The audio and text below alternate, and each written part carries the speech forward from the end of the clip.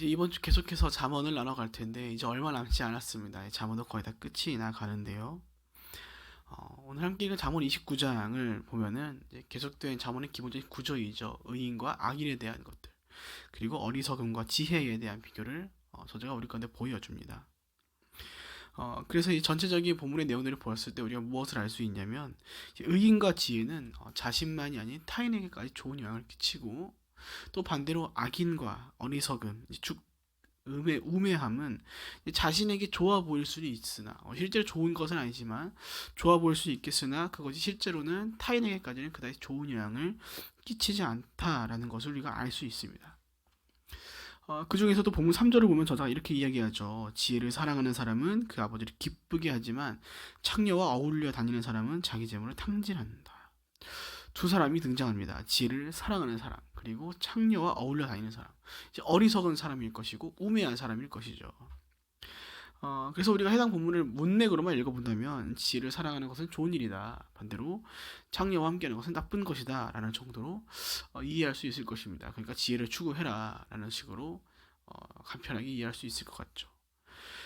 그런데 우리가 이제 말씀을 좀 더 깊게 들여다보길 원하는데, 오늘 본문 3절을 자세히 들여다보면은 어느 한 표현이 우리 눈에 좀 띄는 것 같습니다. 아버지를 기쁘게 하는 사람은 지혜를 사랑한다 라고 나오죠. 그런데 자신의 재물을 탕진한 사람이죠. 우매하고 어리석은 사람이죠. 이 사람은 창녀를 사랑한다 라고 나오지 않습니다. 어울려 다니는 것이라고 나오죠. 이런 것들을 통해서 우리가 알 수 있는 것이 무엇입니까? 해당 단어들은 히브리어도 많이 다릅니다. 동일하게 사랑하는 것, 좋아하는 것과 함께하는 것, 친구가 되는 것이라고 번역되어 있죠.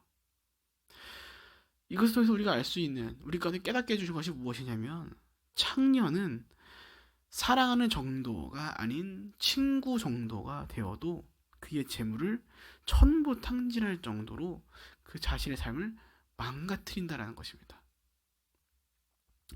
조금 다르게 얘기하면 이렇게도 얘기를 할 수 있겠죠. 악함은, 어리석음은, 죄는 조금만 가까이 해도 문제가 생긴다는 것입니다. 우리는 종종 악에 대하여, 좀 죄에 대하여 간과하는 경향이 좀 있습니다. 왜냐하면 우리가 우리의 눈과 우리가 갖고 있는 개인적인 기준을 가지고 악함과 죄를 자꾸 판단하려는 경향이 있기 때문이죠. 그래서 우리가 무엇합니까? 죄와 악함의 등급을, 레벨을 나눠서 그 높낮이를 구별하곤 합니다. 어떤 것은 뭐 좀 어려운 죄, 나쁜 죄, 어떠한 죄는 좀 가벼운 죄. 사랑 여러분이 기억해야 합니다. 악함은 가까이만 하더라도 우리 삶에 큰 영향을 끼칠 수 있습니다. 죄와 악함은 높낮이가 없습니다. 죄는 그냥 죄일 뿐입니다. 악함은 그냥 악함일 뿐입니다. 우리 복음서에 의한 성령을 모독하는 죄를 제외한 모든 죄는 모두가 다 동일한 죄입니다. 그렇기에 우리가 오늘날 우리가 필요한 신앙의 자세 중 하나는 바로 이 죄에 대해 간과하지 않는 것이죠. 죄를 가볍게 여기지 않는 것이라는 점입니다. 사단은 계속해서 우리가 삶을 살아가면서 우리가 죄에 대한 유혹들을 계속해서 잃어갈 것입니다. 그런데 그럴 때 사단은 의외로 우리 가운데 아주 크게 보이는 죄들을 우리 가운데 보여주지는 않을 것입니다. 의외로 우리 가운데 아주 가벼운 것들, 쉬워 보이는 것들, 별것 아닌 것처럼 보이는 죄들을 우리 가운데 가져다 놓을 것이죠. 숨기기 쉬운 죄, 간과하기 쉬운 것들, 이 정도면 괜찮겠지라고 하는 것들. 그래서 우리 가운데 어떠한 마음을 심어주게 할 것입니까? 앞서 말씀드린 것처럼 이 정도쯤이면 괜찮겠지 생각하면서 굳이 멀리하지 않도록, 굳이 제거하지 않아도 되도록 우리 마음을 만들어갈 것이죠. 내 옆에 죄가 가까이 왔는데 이 정도는 내가 이겨낼 수 있어. 굳이 내가 신경 안 써도 내가 안 잃어갈 만한 것들이니까 굳이 내가 안 건드려도 지가 알아서 사라지게 되어 있어. 그런데 우리가 죄에 대하여 간과하는 그때 우리는 이미 죄의 유혹에 넘어갔었을 것입니다. 오늘 본문에 나온 것처럼 자신의 재물을 전부 잃어버린 것과 같은 우리의 삶을 맞이하게 될지도 모르는 그 죄와 이미 우리가 친구가 되었을지도 모릅니다. 이미 옆에 가까이 왔는데 제하지 않고 가만히 있기 때문이죠. 우리까지 지혜는 사랑할 정도까지 우리는 다가가야 합니다. 그러나 죄는 친구가 돼도 우리 이제 문제가 생기기에 우리가 죄를 인식하는 순간 우리는 죄 멀리해야 하는 것이죠. 다가오지 마십시오. 우리 사람의 관계를 봐도 그런 사람이 있지 않습니까? 어, 딱히 신경 안 쓰이는, 별로 좋아하진 않지만, 친하진 않지만, 뭐 가까이 둬도 굳이 신경 안 쓰는 사람. 뭐 인간 관계에서는 그럴 수 있다 치지만 이러한 관계를 통한 죄가 우리 삶을 망가뜨릴 수 있다는 것이죠. 그래서 사랑하는 여러분, 우리의 주변을 돌아보아야 합니다. 우리의 영혼의, 우리 마음의 주변을 돌아보아야 합니다. 우리가 지금 간과하고 있는 죄가 있지는 않은지. 저도 그것을 두고 싸우고 있는 중이거든요. 저만이 알고 있는. 우리는 우리만이 알고 있는 죄악들이 있을 것이고 또 간과하고 있는 것들이 있을 것입니다. 특별히 잠언 전체를 통틀어서 우리 가운데 어떤 것들을 보여주는 것 중 하나가 있습니까? 남의 말 하는 것들이 참 다양히 나오죠. 말에 대한 것들. 우리 말로서 참 쉽게 죄를 범합니다. 그렇기에 우리가 이런 것처럼 우리는 우리 주변을 잘 돌아봐서 지금 내가 간과하고 있는 죄가 있지는 않은가, 내가 지금 죄임에도 불구하고 친구처럼 대하고 있는 것들이 있지는 않은가, 이 창녀와 같이 지금 내가 어울려 다니고 있는 죄가 있지는 않은가, 우리는 잘 돌아보아야 하는 것입니다. 그리고 이와 함께 오늘 본문이 우리가 또 한 가지 지혜를 가르쳐 주는데 바로 지혜와 아버지의 관계에 대한 것입니다. 저자는 말합니다. 지혜를 사랑하는 사람은 아버지를 기쁘게 한다라고 말이죠. 우리가 함께 처음에 읽었던 잠언 4장을 좀 보면은 이제 잠언에 나오는 아버지가 아들을 향하여 이렇게 말합니다. 내가 하는 말을 기억하고 내 명령을 지켜라 라고 말했죠. 그리고 이어서 아버지는 아들에게 이러한 말을 덧붙입니다. 잠언 4장 5절, 아들아 지혜와 깨달음을 얻어라. 아버지가 아들을 향하여 말합니다. 아들아 지혜를 얻어라. 잠언 가운데 나타난 이러한 관계를 생각해 본다면 오늘 본문 가운데 나타난 지혜를 사랑하는 사람이라는 것은 결국 어떠한 사람이라는 것을 우리 가운데 나타내는 것입니까? 아버지의 말씀을 기억하고 지키는 자이죠. 아버지의 말씀을 따라 그 지혜를 얻으려는 자인 것이죠. 지혜를 사랑함으로써 자신이 지금 아버지의 말씀을 잘 기억하고 이뤄가고 있다는 것을 선보이는 사람이라는 것입니다. 우리는 사랑하는 사람의 이야기를 듣습니다. 단순히 귀로 듣는 수준이 아니라 각자 다른 빈도와 깊이는 다르겠으나 그 말씀을 기억하고 그것을 각자의 분량에 따라 이뤄가려고 하죠. 저는 제가 결혼하고서 알게 된 것이 뭐냐면 참 제가 고집스럽다는 것이었습니다. 참 저는 되게 순종적인 줄 알았고 굉장히 헌신적인 사람인 줄 알았는데 결혼해보니까 아니더라고요. 뜯어보니까 문제가 많더라고요. 참 그러면서도 또 알게 된 것은 참 말을 잘 못 듣는구나 라는 것이었습니다.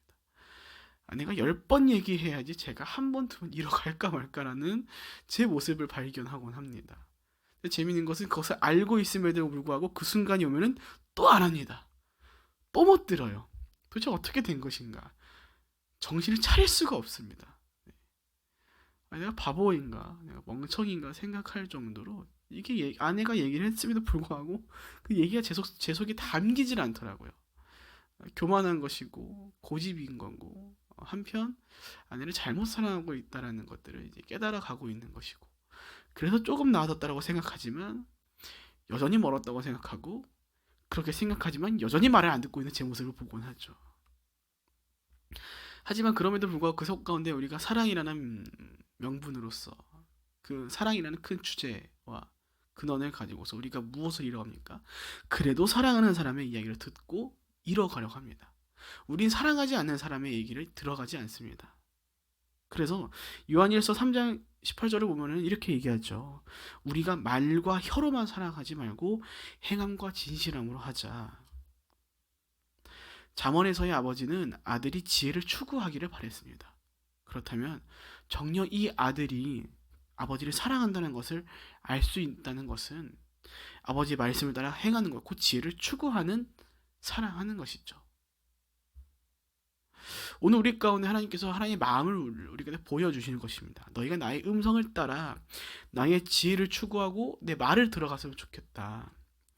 너희가 정녕 나를 사랑한다면 오늘 잠언에서와 같이 아버지를 사랑하는 아들이 지혜를 추구하고 사랑했던 것처럼 너희도 그 지혜의 말씀인 하나님의 말씀을, 나의 음성을, 거룩한 것들을 추구하고 사랑해라.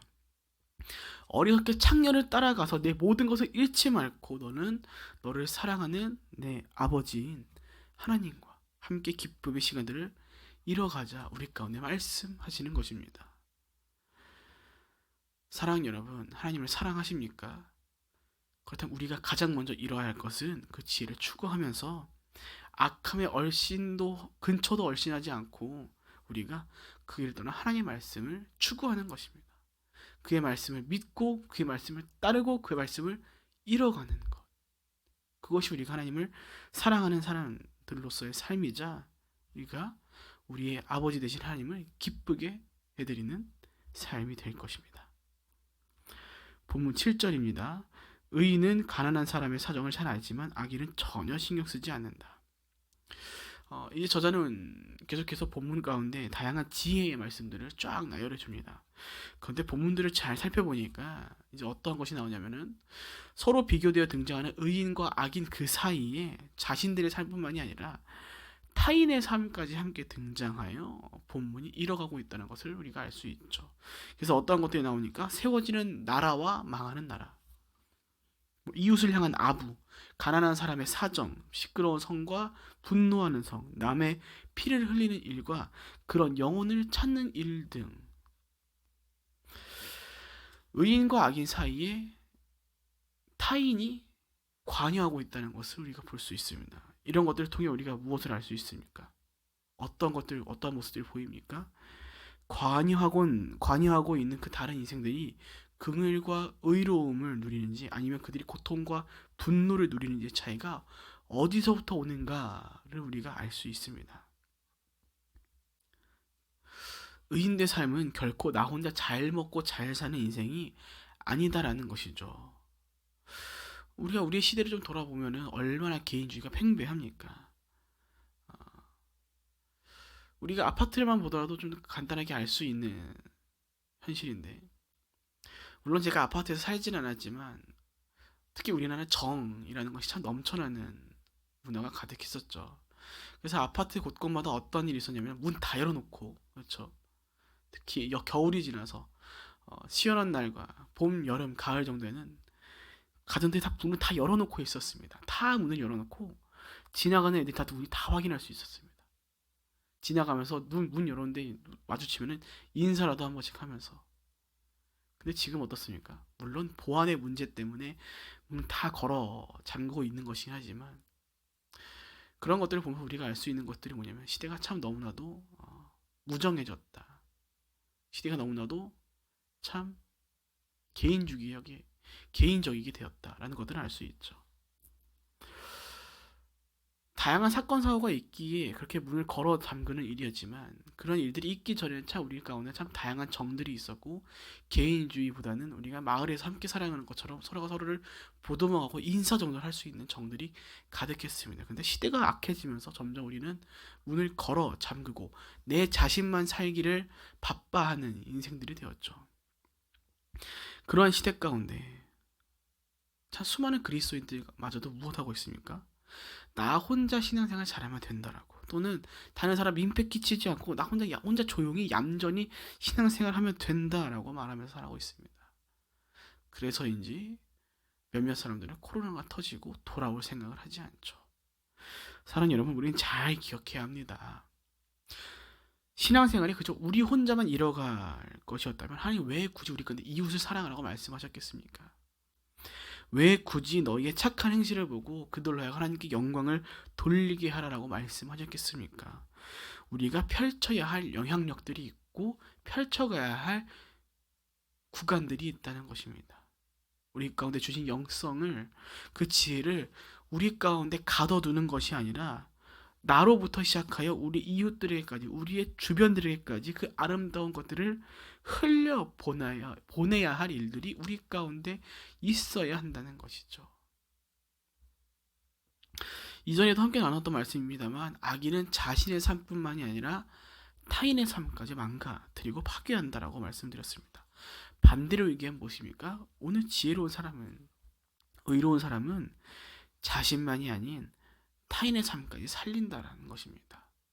지혜로운 사람들이 함께하는 성이 어떻게 되는지, 그들과 함께하는 사람들이 어떠한 것들을 누리는지, 그렇게 어쩌면 예수께서 말씀하신 가장 큰 최고의 법으로서의 이웃사랑은 우리에게 있어서 단순히 지키면 상 받고 안 지키면 벌 받는, 지키면 상 받고 안 지키면 벌 받는 식의 말씀이 아니라 그저 우리가 이뤄가야 일상이 되어야 하는 것이죠.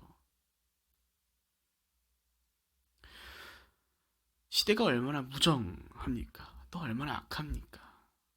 어, 악인들과 어리석은 사람들이 자신들의 인생을 위해서 타인을 희생시키고 이웃의 삶을 망가뜨리는 것을 우리가 얼마나 많이 보고 지내고 있습니까?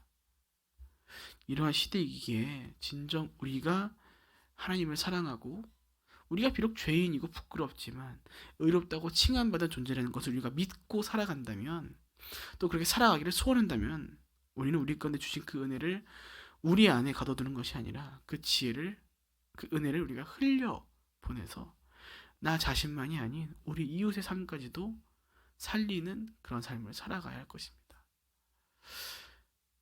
제가 제 아내를 만나고서 다양한 것들을 보았지만, 제 아내가 하는 일들 중 단순히 제 아내뿐만이 아니죠. 그런 비슷한 일들을 막지 않는 한 가지 일이 있는데, 다른 사람들에게 베푸는 일들입니다. 우리가 오늘 좀 모자랄지라도 다른 이들이 베푸는 이들의 기쁨을 누리기에 막지 않습니다. 우리 몇몇 성도님들은 보셨을 겁니다. 제 아내가 얼마나 그렇게 막 손이 큰지, 그쵸? 엄청나잖아요. 네. 정말 놀라울 정도 손이 큽니다. 근데 제 아내가 하는 일들을 막지 않습니다. 왜냐면 그게 하나님 기뻐하실 일인 줄 알고, 그것이 자신에게 받은 분량대로 그것을 나눠주는 이웃 사랑인 것을 알고, 또 그 일들을 보고 저희도 기쁨이 되기 때문입니다. 사랑하는 여러분, 돌아보시기 바랍니다. 우리 가운데 그런 일들이 있습니까? 나 혼자 내 안에 그 지혜와 은혜들을 가둬두는 것이 아니라 우리가 그것을 흘려보내서 나에게까지 기쁨이 되고 다른 이들의 삶까지 살리는 일들이 우리 가운데 어떠한 일들이 있습니까? 여러분, 우리 그거 한 가지 정도씩은 있어야 합니다. 나만이 할 수 있는, 물론 다른 사람도 할 수 있겠죠. 그러나 오늘 내가 여유롭게 내가 잃어갈 수 있는 그 작은 이웃을 사랑하는 일들, 우리 하나씩은 있어야 합니다. 그것이 있어야지 진정 우리 그 모습들을 통하여서 우리의 주변들이 살아날 것이고, 그 살아난 그 사람들이 우리의 삶을 보고 하나님이 살아계시구나라는 것들을 그들이 알게 될 것입니다. 그렇게 사랑하는 여러분, 오늘 잠언이 말하는 그 지혜는, 그 의인의 삶은 결국 우리가 우리의 아버지를 기쁘게 해드리는 삶이자 동시에 우리의 이웃을 기쁘게 해드리는, 결국 우리와 함께하는 모두를 기쁘게 해드리는 의인된 지혜로운 삶이라는 것입니다. 부디 오늘 말씀을 기억하시며 우리 가운데 허락하신 그 지혜의 말씀을 따라 우리 하늘 아버지 되신 하나님을 기쁘시게 해드리는, 더 나아가 우리 이웃에게까지 그 거룩한 기쁨을 전하는 삶을 살아가시는 진정 지혜롭고 의로운 자들로서의 삶을 살아가시는 저 여러분 모두가 되시길 주님의 이름으로 축복드립니다. 아멘.